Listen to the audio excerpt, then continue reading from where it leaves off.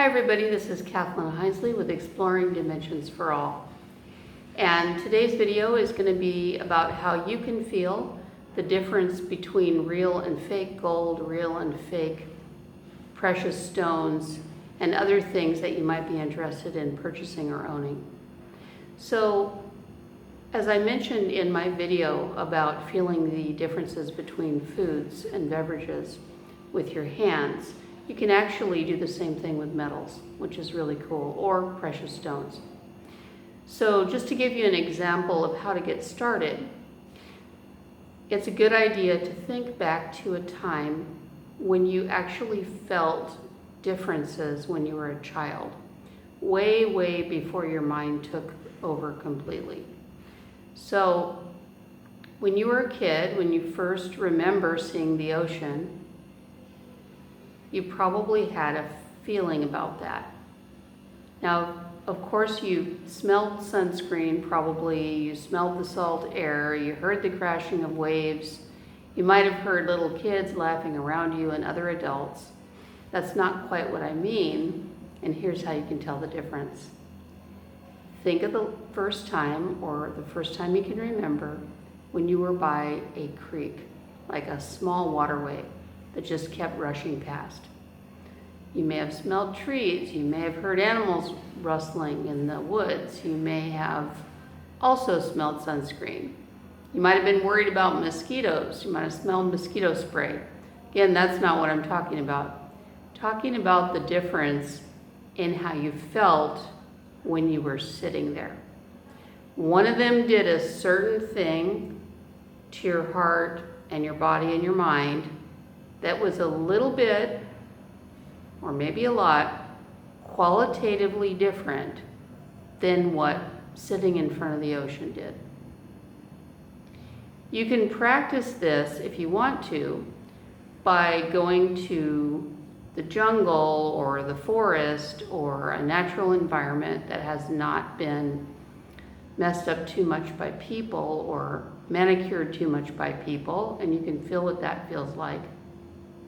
And then you can go into a public park and you can feel what that feels like. Even as an adult, you should be able to tell the difference. So now what about precious metals and gemstones?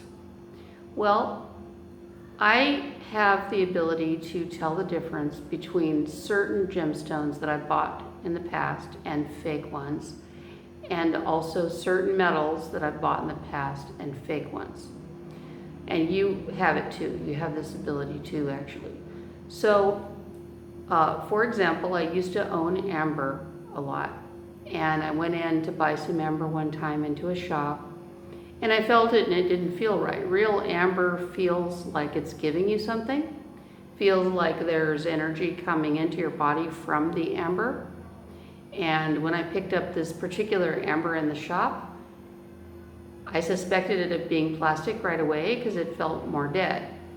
So I asked the shop owner, hey, do you have anything plastic? Is there anything plastic around here? And he handed me a plastic sandwich bag. And I said, oh, this isn't real amber.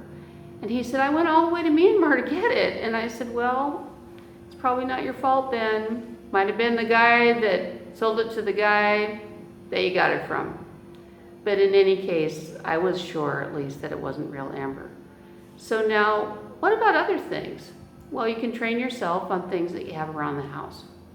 So let's take a comb, plastic comb, and a steel spoon.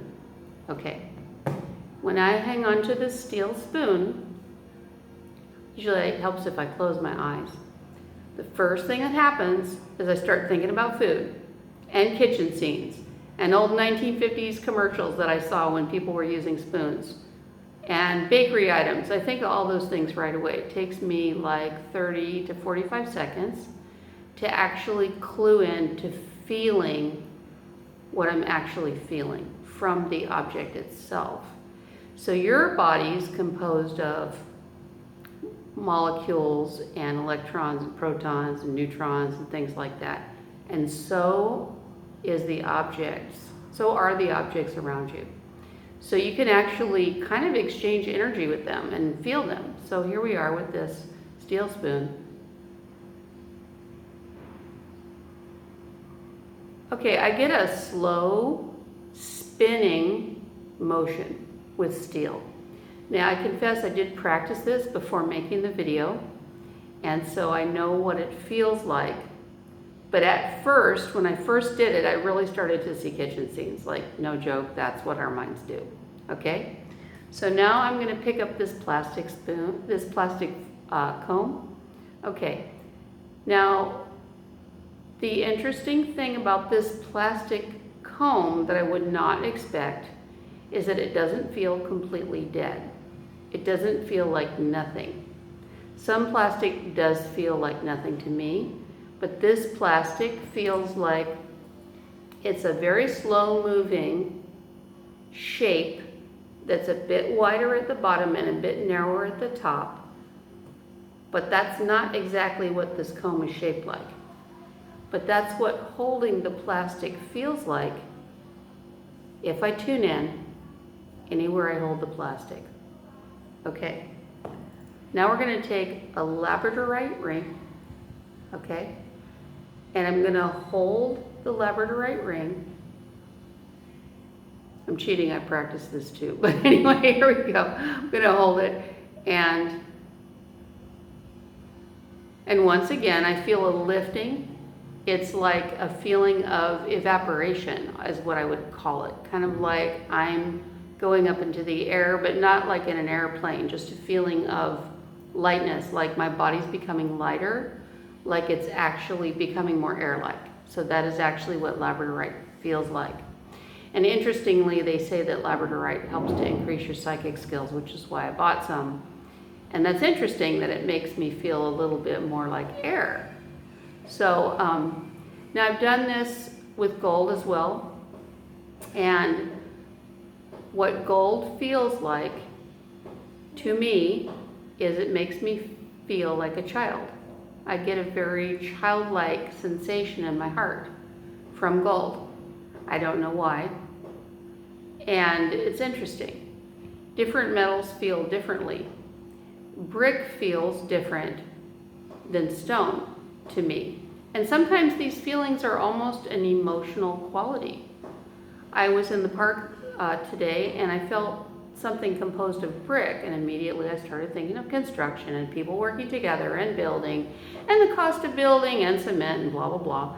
And as I tuned into the brick, I actually felt a strange type of community, like communion, like there were different types of stones that were together and that they were somehow happy. It was really interesting. So then I went and I touched a stone bench, park bench that was made out of stone.